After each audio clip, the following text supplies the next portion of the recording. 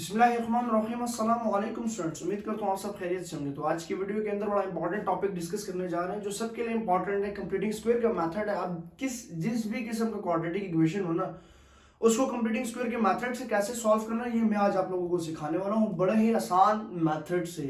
ठीक है, मतलब बड़े ही आसान तरीके से उसके 5 स्टेप्स को आप लोग सिर्फ याद रख लें कंप्लीटिंग स्क्वायर के, तो आप लोगों को सारी कहानी समझ आ जाएगी। अब कंप्लीटिंग स्क्वायर का मतलब क्या है ना, पहले तो इस बात को समझे ना। कंप्लीटिंग स्क्वायर कहते हैं कि किसी भी स्क्वायर को कंप्लीट करना। फॉर एग्जांपल के तौर पे देखते हैं देखिए हमारे पास ना ये फॉर्मूला होता है a प्लस बी का होल स्क्वायर। ठीक है, ये इक्वल होता है a square plus 2ab plus B square, यही बात है। अब यहां से समझिए इस बात को कि ये हमारे पास स्क्वायर जो है ओपन है और ये स्क्वायर क्या है, क्लोज है। अब हमारे पास ये एक ऐसी सिचुएशन है जिसमें हमारे पास ये आप देख सकते हैं a square plus 2ab plus B square, ये स्क्वायर का टर्म्स कंप्लीट है, मतलब ये स्क्वायर की टर्म कंप्लीट है। यहाँ पे हम लोगों ने इसमें जब इस कंडीशन में आएंगे तो हमने कुछ ऐसी चीज को ऐड करना है। हमने उसके स्क्वायर को कंप्लीट करने के लिए अपने पास से ऐड करना है। एडिंग क्या होगी, एडिंग होगी जी बी, क्योंकि कंप्लीटिंग स्क्वायर है तो हम लोग ऐड करेंगे बी स्क्वायर। फॉर एग्जांपल हमारे पास a स्क्वायर प्लस 2ab मौजूद होगा, लेकिन हमने बी स्क्वायर खुद से ऐड करना है ताकि हमारा स्क्वायर कंप्लीट हो सके। ठीक है, अब ये एक क्वाड्रेटिक इक्वेशन है और क्वाड्रेटिक इक्वेशन की पहचान उसकी वेरिएबल से होती है कि वेरिएबल स्क्वायर होना चाहिए। ठीक है, अब ये क्वाड्रेटिक इक्वेशन है, उसको सिंप्लीफाई कैसे किया जा सकता है ये देखते हैं। देखें, कंप्लीटिंग स्क्वायर का मेथड है ना, क्योंकि हम लोगों ने सीखना है। अब सबसे पहला 5 स्टेप्स मैंने जिक्र किया। पहला स्टेप हमारे पास ये होगा स्टूडेंट्स कि हमने इस मतलब साथ आपने लिखना भी है। ठीक है, फर्स्ट स्टेप ये है कि coefficient of x square value divide on each term.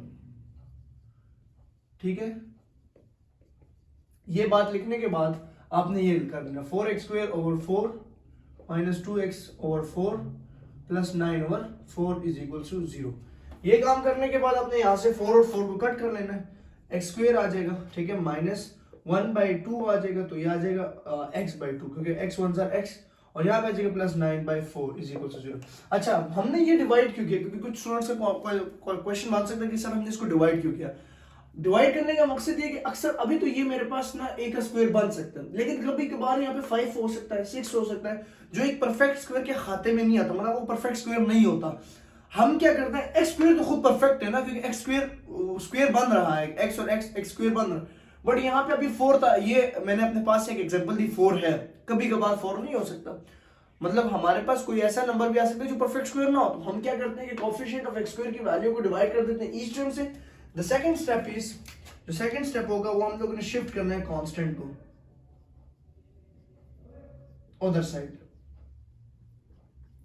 Constant को उस साइड शिफ्ट कर दें तो x square minus x/2 is equal to minus 9/4। ये हमारे पास आ गया जी, कांस्टेंट क्या हो गया, शिफ्ट हो गया अनदर साइड, मतलब राइट हैंड साइड पे। सही है, ये हमारे, अब देखिएगा यहाँ पे ये दो टर्म्स बन रही हैं, मतलब ये और ये बन रही है। कैसे बनती है ये बनाता हूं, अभी नहीं। फॉर एग्जांपल अब एडिंग होगी सब कुछ।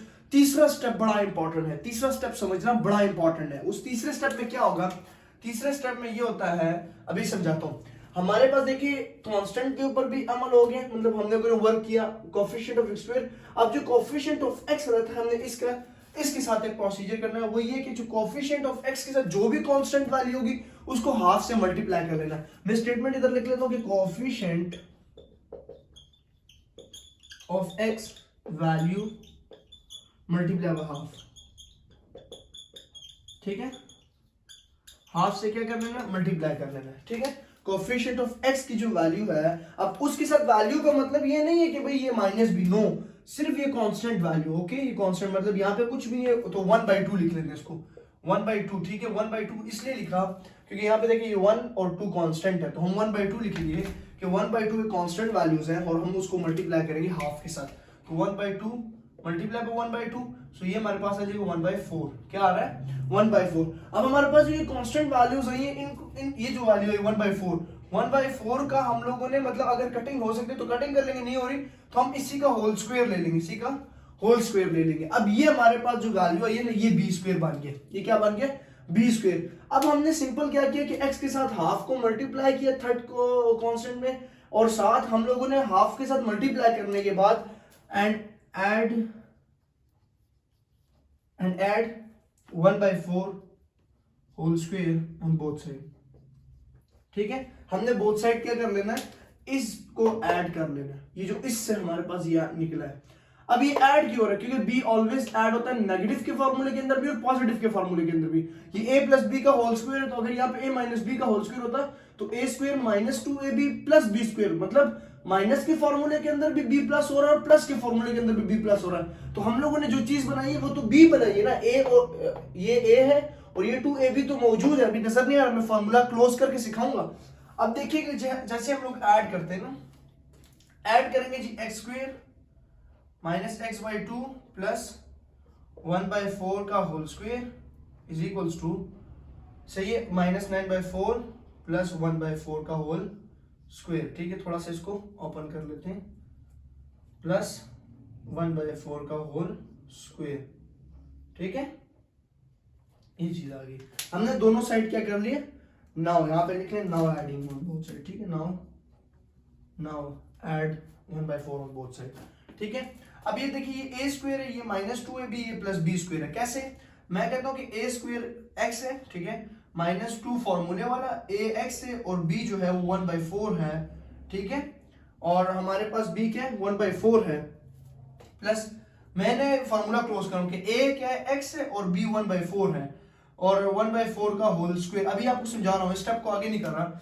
अब ये देखिए क्या आ रहा है जी, एक्स स्क्वायर -2 और 2 कट जाएगा तो -x/2 बच जाएगा प्लस 1/4 का होल स्क्वायर।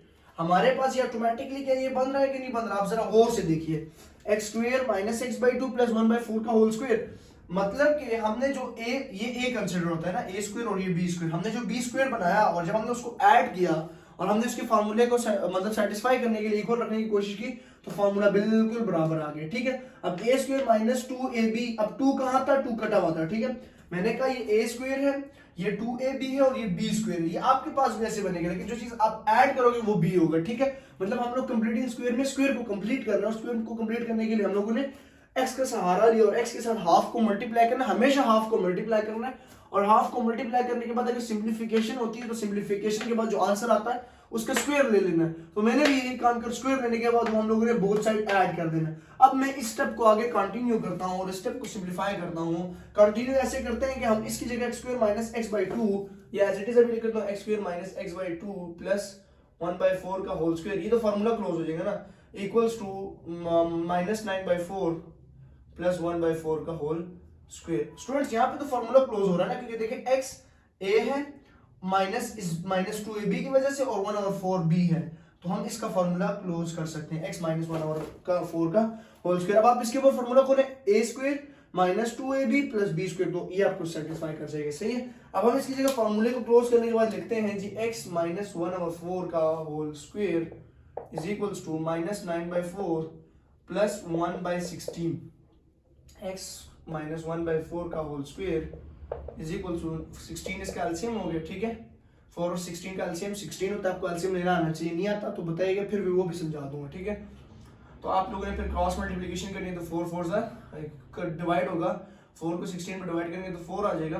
और वो जो 4 आएगा वो 9 मल्टीप्लाई बाय 4 प्लस 1। ठीक है, तो हमारे पास आ जाएगा x -1/4 का whole square equals to 9 4 36 -36 plus 1/16।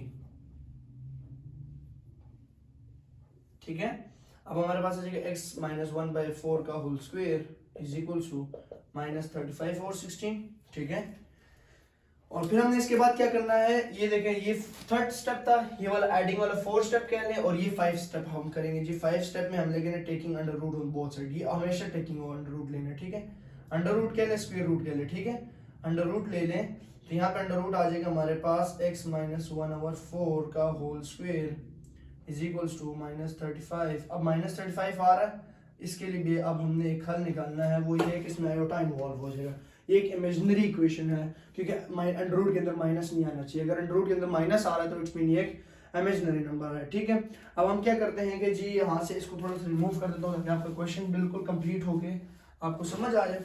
यहाँ से क्या आ जाएगा जी, ये स्क्वायर और रेडिकल कट जाएगा, तो x -1/4 is equals to plus minus √35 over √16 iota. Iota में क्यों लगा रहा हूँ, क्योंकि जब भी अंडर रूट के अंदर माइनस आएगा तो आप आयोटा को साथ ऐड करोगे। जब भी अंडर रूट या स्क्वायर रूट के अंदर माइनस आएगा तो आप आयोटा को इन्वॉल्व करोगे। ये एक इमेजिनरी नंबर बन जाता है जिसके ऊपर कॉम्प्लेक्स नंबर्स कहा जाता है, जिसको ये हमने इसके ऊपर पूरी डिटेल से वीडियो बनाई, आप लाजमी वो देखिए अगर आपको समझ नहीं है, ठीक है।